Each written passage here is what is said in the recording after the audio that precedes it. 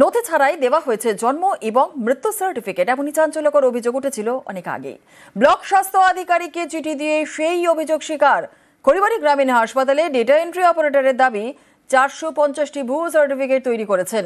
একটা সার্টিফিকেটের জন্য নিয়েছেন 10,000 টাকা।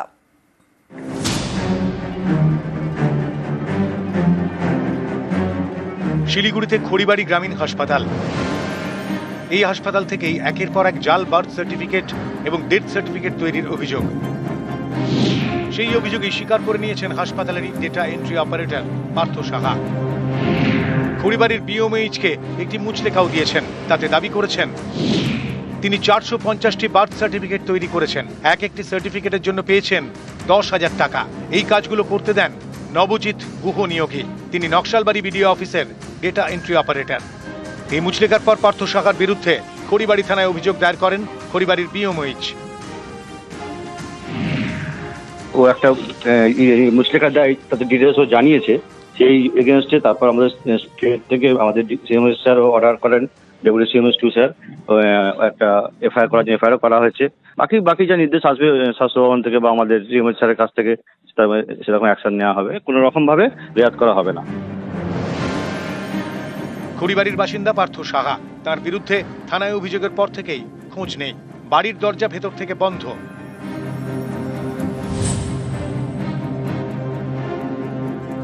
খড়িবাড়ি গ্রামীণ হাসপাতাল, অভিযোগ এখান থেকে তৈরি হয়েছে 1000 ভুয়ো সার্টিফিকেট। তার মধ্যে কোনোটা জন্মের, কোনোটা মৃত্যুর সার্টিফিকেট। অথচ হাসপাতালের খাতায় রেকর্ড রয়েছে 170টি। গরমিল রয়েছে বুঝতে পেরে মুখ্য স্বাস্থ্য আধিকারিকের কাছে অভিযোগ জানায় হাসপাতাল কর্তৃপক্ষ। তার ভিত্তিতে তদন্তের নির্দেশ দেন মুখ্য স্বাস্থ্য আধিকারিক। এরপরই মুচলেখা দিয়ে দোষ স্বীকার করেন হাসপাতালের data entry operator Partha Saha. Kharibari থেকে বিশ্বজিৎ মিশ্র, নিউজ 18 বাংলা। সরকারি খাতায় ছিলেন মৃত, বন্ধ হয়ে যায় লক্ষ্মীর ভাণ্ডারের টাকা। নিউজ 18 বাংলার খবরের পরে তিনি এখন জীবিত। চালু করা হয়েছে লক্ষ্মীর ভাণ্ডারের ব্যাংক অ্যাকাউন্ট। বানারহাটের শম্পা রায় যেন নতুন জীবন পেলেন। জলপাইগুড়ির বানারহাটের সাকুয়াঝোড়া 1 নম্বর গ্রাম পঞ্চায়েত। এখানকার বাসিন্দা শম্পা রায়।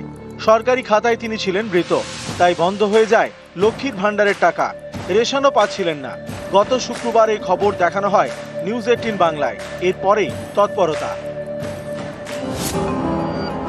বানারহাটের বিডিও সমস্যা দ্রুত সমাধানের নির্দেশ দেন। এরপরে শম্পা রায়কে ডেকে পাঠানো হয় জলপাইগুড়ি জেলা শাসকের অফিসে। জমা দেন যাবতীয় নথি। এরপরেই তার লক্ষ্মীর ভাণ্ডারের অ্যাকাউন্ট চালু হয়ে যায়। রেশন কার্ডের সমস্যারও সমাধান করা হয়। চালু হয়ে গেছে। ওইখান থেকে বিডিও অফিসের লোক আসে, আমার ডকুমেন্ট নিয়েছে বাড়ি থেকে এসে। তারপরে রেশন কার্ডও হয়ে গেছে চালু। তো খবর করার পরে কি সবকিছু ঠিকঠাক হয়? হ্যাঁ, খবর করার পর ঠিকঠাক হয়েছে।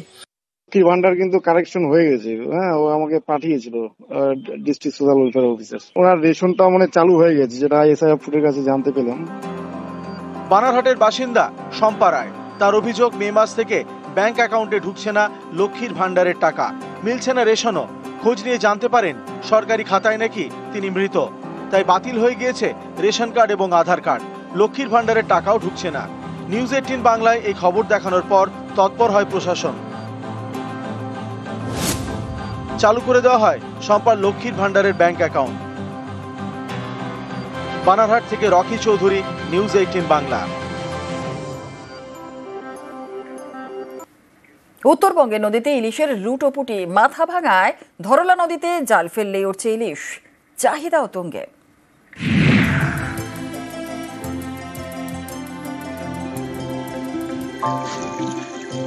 মাছের রাজা ইলিশ। এই ইলিশই মিলছে উত্তরবঙ্গের নদীতে। কোচবিহারের মাথা ভাঙা, গা ঘেঁষে বয়ে গিয়েছে মানসাই নদী। এখানকার রেল সেতু সংলগ্ন এলাকায় নদীর বুকে জাল ফেললেই উঠছে ইলিশ। কোনোটা ছোট, কোনোটা বড়। টাটকা ইলিশের চাহিদাও ভালো। মানসাইয়ের ইলিশ জিভে জল আনে। চাহিদা তো মানুষের টাটকা ইলিশের চাহিদা অনেকই বেশি। টাটকা মানে সাইজ কেমন হচ্ছে? সাইজ 500, 600, 200, 250, 1 কেজিও আছে। 1 কেজিও পাইছেন? প্রতি বছরই আসে এই মাছ? হ্যাঁ, প্রতি বছরে আসে। তো এবছর কেমন পাওয়া যাচ্ছে ইলিশ? এবছর মোটামুটি 4 কেজি 5 কেজি অবধি পাওয়া যাচ্ছে। এটা কি বাংলাদেশ থেকেই আসে? হ্যাঁ, এটা বাংলাদেশ থেকে আসে। মাথাভাঙায় মানসাই নদী।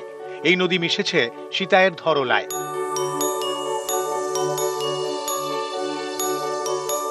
সেখান থেকে খড়িবাড়ির ব্রহ্মপুত্রে, এরপর ঢুকেছে বাংলাদেশে। ব্রহ্মপুত্র মিশেছে পদ্মায়। মৎস্য বিশেষজ্ঞদের বক্তব্য, পদ্মা থেকে ইলিশ অনেক সময় দীর্ঘ পথ পেরিয়ে চলে আসে মানসাইয়ে। মিষ্টি জলে ডিম পাড়ে, তাই বর্ষার পরেও মিলছে ইলিশ।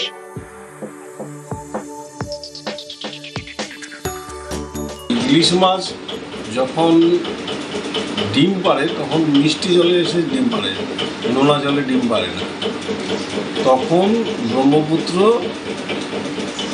ডিম পাড়ে এবং তার আরো একটু এগিয়ে এসে ওই বাংলাদেশের ধরলা হয়ে আরো উপরে যখন আসে তখন সেটা এই মানসাই নদীতে বা জলঢাকা নদীতে চলে আসে। যার জন্য এখানে যে ইলিশগুলো ধরা পড়ে সেই সব ইলিশগুলো সবই কিশোর ইলিশ, সেগুলো পূর্ণাঙ্গ ইলিশের মতো দেখতে হয় না। কোলাঘাটে রূপনারায়ণ হোক অথবা হুগলি মুর্শিদাবাদে গঙ্গা, বর্ষায় জাল ফেললেই ইলিশ ওঠে। বঙ্গোপসাগর থেকেও ট্রলার বোঝাই করে দক্ষিণ 24 পরগনার বিভিন্ন ঘাটে পৌঁছয় ইলিশ। এই ইলিশ মিলছে কোচবিহারের মানসাই নদীতে। কোচবিহার থেকে রাজেশ দাস, নিউজ 18 বাংলা। কোথাও 700 বছরের কালী পুজো, কোথাও প্রায় 140 বছরের। কালনার দিকে দিকে কালী কথা।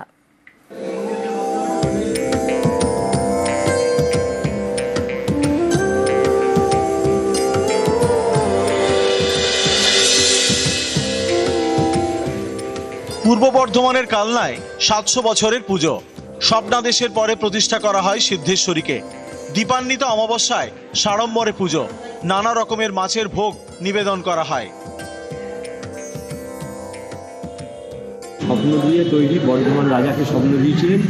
সেই বর্ধমান রাজা এসে বলেছিলেন যে এরকম এই যে মায়ের সিঁড়ি দেখছেন, সিঁড়িটা দেখুন, এই সিঁড়িটা স্বপ্ন দিয়ে তৈরি। সিঁড়ি আপনি কোথাও দেখতে পাবেন না, এমনি শুধু মা সিদ্ধেশ্বরীর মন্দিরই আছে।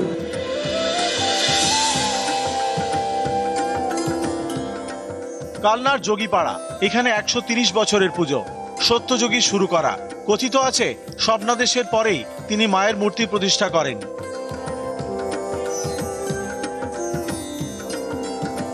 এখানে আমাদের বলি নেই, পাশেই শ্রীকৃষ্ণের বিগ্রহ আছে, বৈষ্ণবী রূপে পূজিত হয়। এটার নাম হচ্ছে সত্যমা দক্ষিণা কালী এবং পাশে দুটি শিব আছে, একটি হচ্ছে সত্যেশ্বর, একটা হচ্ছে যোগীশ্বর।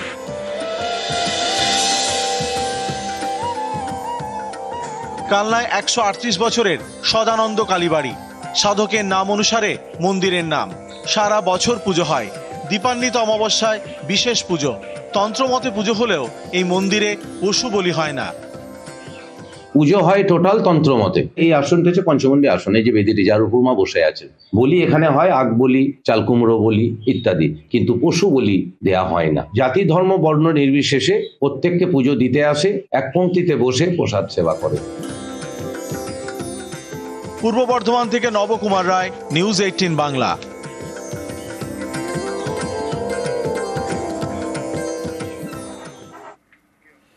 বাংলা জুড়ে চলছে কালী বন্দনা। আজ দীপান্বিতার পুজোয় তৈরি বাংলা। সতীপীঠ, শক্তিপীঠে ভক্তির আরাধনা, তারাপীঠে হোম যজ্ঞ, ভোগ নিবেদন। তারাপীঠে এই কালী পুজোর সময় রাজ্যের বিভিন্ন প্রান্তের যারা পুণ্যার্থী তারা বছরভর অপেক্ষা করে থাকেন কালী পুজোর বিশেষ এই তিথিতে মা তারাকে পুজো দেবেন।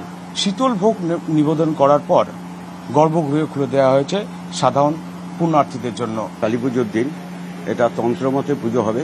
সকালে মায়ের স্নান হয়েছে, এবার আরতি হলো, আরতির পর শীতল ভোগ নিবেদন হলো। এখন সারাদিন পুজো চলবে। এরপরে দুপুরে মায়ের অন্নভোগ নিবেদন হবে।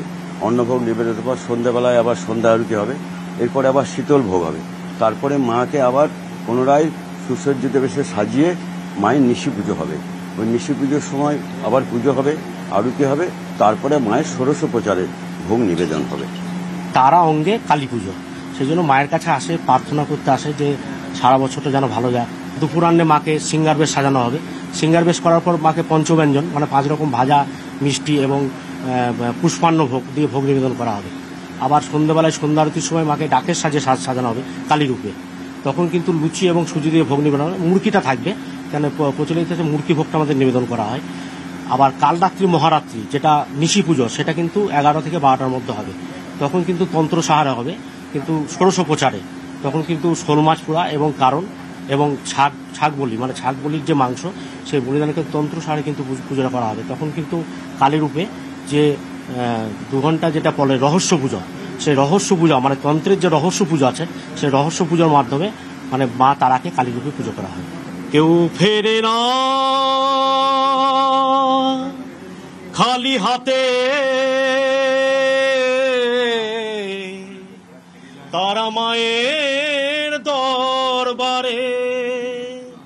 কেউ ফেরে না খালি হাতে, কেউ ফেরে না খালি হাতে, কেউ ফেরে না খালি হাতে, তারা মায়ের দরবারে। কেউ ফেরে না খালি হাতে, তারা মায়ের দরবারে। এই আশায় মায়ের কাছে সবাই ছুটে আসে, লক্ষ লক্ষ ভক্ত। সব মিলিয়ে বলা যায় জমজমাট তারাপীঠ। রাত্রে নিশি পুজো, সেই নিশি পুজো দেখার জন্য বহু মানুষ দূর দূরান্ত থেকে এসে অপেক্ষা করছেন তারাপীঠে।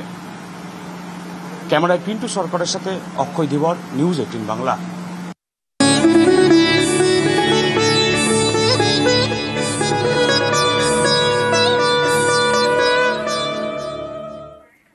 বাংলা জুড়ে চলছে কালী বন্দনা। আজ দেবান্বিতার পুজোয় তৈরি বাংলা। জমজমাট বারোয়ারি মণ্ডপ থেকে মঠ, মন্দির, সতীপীঠ, শক্তিপীঠেও ভক্তির আরাধনা।